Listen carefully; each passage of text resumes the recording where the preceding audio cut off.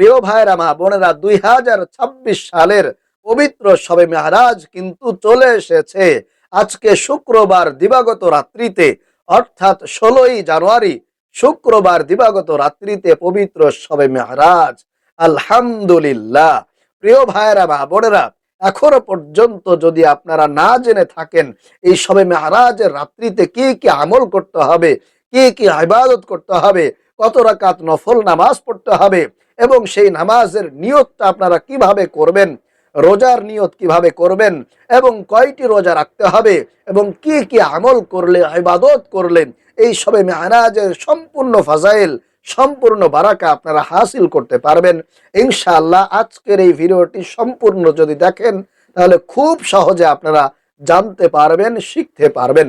আমি আপনাদেরকে নামাজের নিয়তটা বলে দিব, রোজার নিয়তটা বলে দিব এবং কি কি আমল করলে, কি কি ইবাদত করলে এবং কোন নিয়মে কিভাবে মুনাজাত করলে আল্লাহ রাব্বুল আলামিন আপনার সেই মুনাজাত, আপনার সেই দোয়ার সাথে সাথে কবুল করে নেবেন, আপনার সকল অভাব অনটন দারিদ্রতা দূর করে দিবেন, বিপদ বালা মুসিবত থেকে আপনাকে উদ্ধার করবেন ইনশাআল্লাহ। আমি আপনাদেরকে অনুরোধ করে বলতে চাই, অবশ্যই আজকের এই ভিডিওটি স্কিপ না করে সম্পূর্ণ দেখতে থাকুন।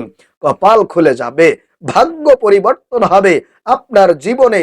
বিগত যত শবে মেরাজের রাত অতিবাহিত হয়ে গিয়েছে, আমি আশা করি আজকের এই ভিডিওটি যদি দেখেন তাহলে আজকের এই 2026 সালের শবে মেরাজের রাতটি হবে আপনার জন্যে একেবারে সর্বশ্রেষ্ঠ রাত। আল্লাহু আকবার। কারণ আমি এই ভিডিওতে আপনাদেরকে সম্পূর্ণ নিয়ম কানুন এবং আমল ইবাদত গুলো একেবারে সুন্দরভাবে খুব সহজে বলে দেওয়ার চেষ্টা করব।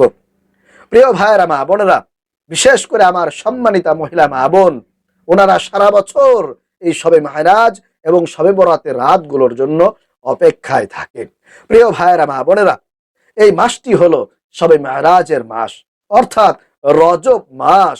আল্লাহ রাব্বুল আলামিন এই মাস সম্পর্কে আল্লাহ তাআলা পবিত্র কোরআন আল কারীমের মধ্যে বলেছেন, সুবহানাল্লাযী আসরা বিআবদিহি লাইলাম মিনাল মাসজিদিল হারামি ইলাল মাসজিদিল আকসা।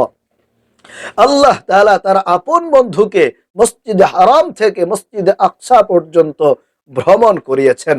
কোরআন সাক্ষী, সূরাতুল বনী ইসরাইলের প্রথম নাম্বার আয়াত এটি। প্রিয় ভাইয়েরা মা বোনেরা, এই মাসটি কিন্তু অত্যন্ত দামি মাস, অত্যন্ত ফজিলতপূর্ণ, বরকতপূর্ণ মাস। নবী করিম সাল্লাল্লাহু আলাইহি ওয়াসাল্লাম বলেছেন, রজব শাহরুল্লাহ, রজব মাস হলো আল্লাহর মাস। প্রিয় ভাইয়েরা মা বোনেরা, আল্লাহ রাব্বুল আলামিন তো প্রত্যেকটা মাসকে সৃষ্টি করেছেন, তবে কেন এই রজব মাসকে আল্লাহ তাআলার মাস বলে ঘোষণা দিয়েছেন, এ ব্যাপারে রাসূল করিম সাল্লাল্লাহু আলাইহি ওয়াসাল্লাম বলেন, রজব মাসের 26 তারিখ দিবাগত রাত্রিতে আল্লাহ পাক রব্বুল আলামিন আমাকে 7 আসমান জমিন পাড়ি দিয়ে আল্লাহ তাআলা তার সুন্দর সুন্দর নিদর্শনাবলী আমাকে ঘুরে ঘুরে দেখিয়েছেন। আমি ঘুরে ঘুরে দেখেছি এবং আল্লাহ তাআলার জান্নাত জাহান্নাম গুলো আমি দেখেছি এবং আল্লাহ তাআলার সঙ্গে সরাসরি আমি সাক্ষাৎ করেছি। অর্থাৎ আল্লাহ তাআলার সঙ্গে আমার সরাসরি দিদার হয়েছে, সাক্ষাৎ হয়েছে। আল্লাহু আকবার। প্রিয় ভাইরা মা বোনেরা, এটি হলো আল্লাহ রাসূল সাল্লাল্লাহু আলাইহি ওয়াসাল্লামের একেবারে সর্বশ্রেষ্ঠ মুআজিজা। যতগুলো মুআজিজা আছে তার মধ্যে সর্বশ্রেষ্ঠ মুআজিজা হলো এই রাত্রিতে আল্লাহ তাআলার সঙ্গে আল্লাহ রাসূলের সরাসরি সাক্ষাৎ হয়েছে, সরাসরি দিদার হয়েছে। আল্লাহু আকবার। প্রিয় ভাইরা মা বোনেরা, এই রাত্রিতেই আল্লাহ তাআলা আল্লাহ রাসূলকে 50 ওয়াক্ত নামাজ দিয়েছিলেন এবং সেই 50 ওয়াক্ত নামাজ থেকে আল্লাহ রাসূলের অনুরোধে, আল্লাহ রাসূলের আবদারে আল্লাহ তাআলা সে 50 ওয়াক্ত নামাজ থেকে 5 ওয়াক্ত নামাজ কিন্তু আমাদের উপরে ফরজ করে দিয়েছেন। এজন্য এই রাতটি অত্যন্ত দামি রাত, অত্যন্ত গুরুত্বপূর্ণ, ফজিলতপূর্ণ রাত।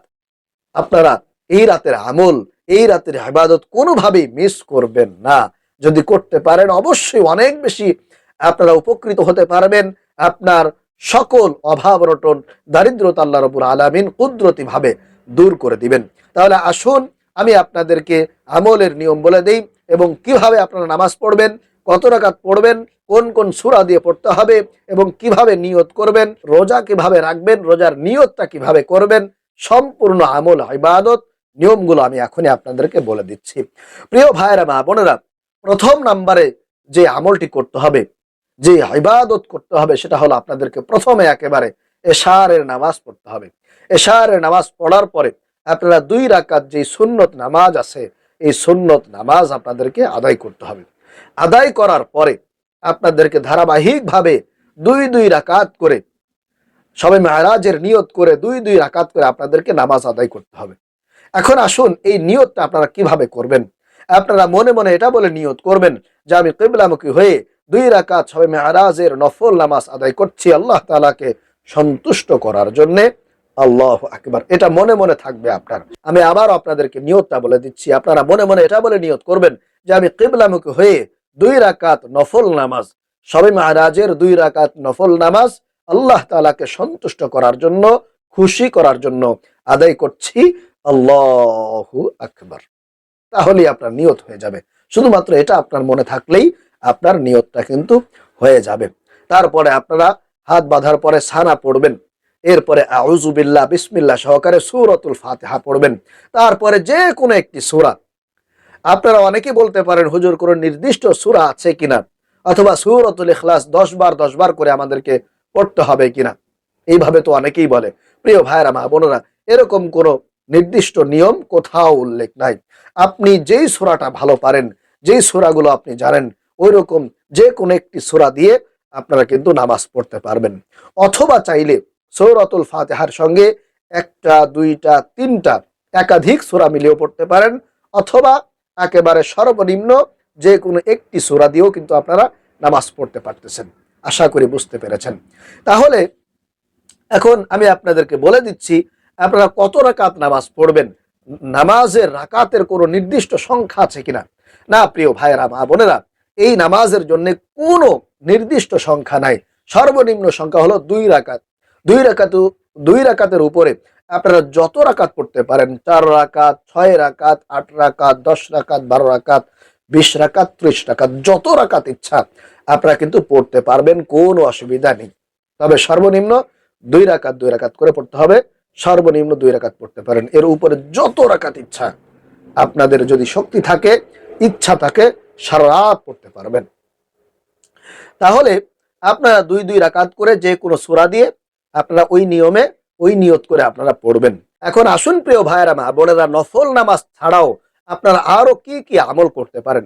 সেক্ষেত্রে নফল নামাজ পড়া হয়ে গেলে, অথবা নফল নামাজ পড়ার ফাঁকে ফাঁকে, নফল নামাজ পড়ার ফাঁকে ফাঁকে আপনি যখন বিশ্রাম নেবেন, তখন আপনারা 2 নম্বরে যে আমলটি করবেন সেটা হলো বেশি বেশি দুরূদ শরীফ পাঠ করবেন। যেহেতু এই রাত্রিতে আল্লাহ তাআলা আল্লাহ রাসূলকে দুনিয়া থেকে একেবারে 7 আসমান পাড়ি দিয়ে আল্লাহ তাআলার সমস্ত নিদর্শনাবলীকে আল্লাহ রাসূলকে কিন্তু দেখিয়েছেন। অতএব আল্লাহ রাসূলের উপরে এই রাত্রিতে আপনাদেরকে বেশি বেশি দুরূদ শরীফ পড়তে হবে। একেবারে সব থেকে ছোট্ট দুরূদ, তবে ফজিলতের দিক থেকে অনেক বেশি গুরুত্বপূর্ণ। এই ছোট্ট দুরূদটা আপনারা বেশি বেশি পাঠ করবেন। সেটা হলো সাল্লাল্লাহু আলাইহি ওয়াসাল্লাম, সাল্লাল্লাহু আলাইহি ওয়াসাল্লাম, সাল্লাল্লাহু আলাইহি ওয়াসাল্লাম। এরকম বেশি বেশি আপনারা দরুদ শরীফ পাঠ করবেন। দরুদ শরীফ পাঠ করলে আল্লাহ তাআলা আপনার আমলনামায় 10টি নেকি লিপিবদ্ধ করে দিবেন, 10টি গুনাহ আপনার আমলনামা থেকে কেটে দিবেন, এবং আপনার মর্যাদা 10 গুণ আল্লাহ তাআলা বৃদ্ধি করে দিবেন। এজন্য বেশি বেশি দরুদ শরীফ পড়তে হবে। দরুদ শরীফ পড়লে আল্লাহ রাসূল সাল্লাল্লাহু আলাইহি ওয়াসাল্লাম আপনাকে হাসরের মাঠে শাফায়াত করবেন। দেখা মাত্রই আল্লাহ রাসূল আপনাকে চিনে ফেলবেন ইনশাআল্লাহ। হাউজে কাউসার আপনি কিন্তু পান করতে পারবেন। এজন্য অবশ্যই 2 নম্বরে নামাজের পরে বেশি বেশি দুরূদ শরীফ পাঠ করবেন, সাল্লাল্লাহু আলাইহি ওয়াসাল্লাম, সাল্লাল্লাহু আলাইহি ওয়াসাল্লাম। তারপরে আপনারা 3 নম্বরে যে আমলটি করবেন সেটা হলো বেশি বেশি ইস্তেগফার পাঠ করবেন। আপনার জীবন যৌবনের যত গুনাহ আছে, অন্যায় আছে, পাপ আছে, আল্লাহর যত সীমালঙ্ঘন আপনি করেছেন, হুকুম আহকাম যত আপনি অমান্য করেছেন, সেজন্য আল্লাহর কাছে অনুতপ্ত হতে হবে, লজ্জিত হতে হবে, আল্লাহর কাছে ক্ষমা চাইতে হবে। এজন্য বেশি বেশি আপনারা ইস্তেগফার পাঠ করবেন, পড়বেন। আস্তাগফিরুল্লাহ, একেবারে ছোট্ট ইস্তেগফার, আস্তাগফিরুল্লাহ, আস্তাগফিরুল্লাহ, আস্তাগফিরুল্লাহ। একটা তাসবিহ নেবেন, তাসবিহ নিয়ে নিয়ে বেশি বেশি 100, 200, 300 যতবার ইচ্ছা আপনি বেশি বেশি ইস্তেগফার পড়বেন। আর যারা যারা বিশেষ করে সাইয়্যিদুল ইস্তেগফার পারেন, একেবারে সর্বশ্রেষ্ঠ ইস্তেগফার, এটা যারা পারেন এই সাইয়্যিদুল ইস্তিগফারও আপনারা পড়ার চেষ্টা করবেন। আমি আপনাদেরকে একটু বলে দিচ্ছি। আল্লাহুম্মা আনতা রাব্বি লা ইলাহা ইল্লা আনতা খলাকতানি ওয়া আনা আবদুকা ওয়া আনা আলা আহদিকা ওয়া ওয়া'দিকা মাসতাতা'তু আউযু বিকা মিন শাররি মা সানা'তু আবুউ লাকা বিনি'মাতিকা আলাইয়া ওয়া আবুউ বিযামবি ফাগফির লি ফাইন্নাহু লা ইয়াগফিরুয যুনুবা ইল্লা আনতা। এটা হলো একেবারে সর্বশ্রেষ্ঠ ইস্তেগফার, সাইয়্যিদুল ইস্তেগফার যাকে বলা হয়। অর্থাৎ এটা যারা পারেন তারা এটা পড়বেন, আর যারা না পারেন তারা ওই রাত্রিতে আপনারা এই ছোট্ট ইস্তেগফার পড়বেন। আস্তাগফিরুল্লাহ আস্তাগফিরুল্লাহ আস্তাগফিরুল্লাহ আস্তাগফিরুল্লাহ। ইস্তেগফার পাঠ করলে আল্লাহ তাআলা আপনার সকল অভাব দূর করবেন, আপনাকে গায়েব থেকে রিজিকের ব্যবস্থা করে দিবেন, সকল দারিদ্রতা, আপনার সংসারে অশান্তি আল্লাহ তাআলা দূর করে দিবেন, ইনকামের মধ্যে ভরপুর বারাকা দান করবেন ইনশাআল্লাহ। তাহলে প্রিয় ভাইয়েরা মা বোনেরা, এই রাত্রিতে আপনারা 3টি আমল বেশি করবেন। 1 নম্বরে 2 রাকাত করে নফল নামাজ পড়বেন, 2 নম্বরে দুরূদ শরীফ পাঠ করবেন, 3 নম্বরে আপনারা অবশ্যই ইস্তেগফার পাঠ করবেন। এখন আসুন প্রিয় ভাইয়েরা মা বোনেরা, আপনাদেরকে জানিয়ে দিচ্ছি আপনারা রোজার নিয়ত কিভাবে করবেন। আপনারা এই আমলগুলো করার পরে শেষ রাত্রিতে সাহারি খাবেন। সাহারি খাওয়ার পূর্বে আপনারা মনে মনে নিয়ত করবেন যে আমি আগামীকাল শনিবার শবে মেরাজের একটি নফল রোজার নিয়ত করছি, আল্লাহ তাআলাকে সন্তুষ্ট করার জন্য, খুশি করার জন্য। আবার আপনাদেরকে বলছি, আপনারা মনে মনে নিয়ত করবেন যে আমি আগামীকালকে শনিবার একটি নফল রোজা, শবে মেরাজের নফল রোজার নিয়ত করতেছি, আল্লাহ তাআলাকে সন্তুষ্ট করার জন্য, খুশি করার জন্য। তাহলেই হয়ে যাবে। তবে অবশ্যই কিন্তু নিয়তটা করতে হবে। নিয়তটা করা অনেক বেশি জরুরি। নিয়ত না করলে কিন্তু আপনার রোজা হবে না। তবে এছাড়া কিন্তু আপনারা আরো এই মাসে রোজা রাখতে পারেন। বিশেষ করে আল্লাহ রাসূল সাল্লাল্লাহু আলাইহি ওয়াসাল্লাম প্রত্যেক আরবি মাসের 13 তারিখ, 14 তারিখ, 15 তারিখ এই তিন দিনে 3টি রোজা রাখতেন আইয়ামে বীজের। এটা শুধুমাত্র যে রজব মাস তাই নয়, যে কোনো মাসে আল্লাহ রাসূল সাল্লাল্লাহু আলাইহি ওয়াসাল্লাম 13 তারিখ, 14 তারিখ, 15 তারিখ এই 3 দিনে 3টি রোজা রেখেছেন আইয়ামে বীজের। এছাড়া আল্লাহ রাসূল প্রতি সপ্তাহের বৃহস্পতিবারের দিনে এবং সোমবারের দিনে তিনি রোজা রাখতেন, নফল রোজা। আপনারা চাইলে কিন্তু এই রোজাটা রাখতে পারেন। এছাড়া আপনারা আজকে শুক্রবার দিবাগত রাত্রিতে যেহেতু শবে মেরাজ, সারা রাত নামাজ রোজা আমল করার পরে শেষ রাত্রিতে সাহারি খাবেন, এরপরে শনিবারে একটি নফল রোজা রাখবেন, তাহলেই হয়ে যাবে ইনশাআল্লাহ। তবে এই রোজা রাখা অবস্থায় আপনারা কোনো গুনাহ করবেন না, মিথ্যা কথা বলবেন না এবং গুনাহের মধ্যে জড়িত হবেন না। বেশি বেশি নামাজ পড়বেন, আমল করবেন, ইবাদত করবেন, মুনাজাত করবেন। আশা করি বুঝতে পেরেছেন।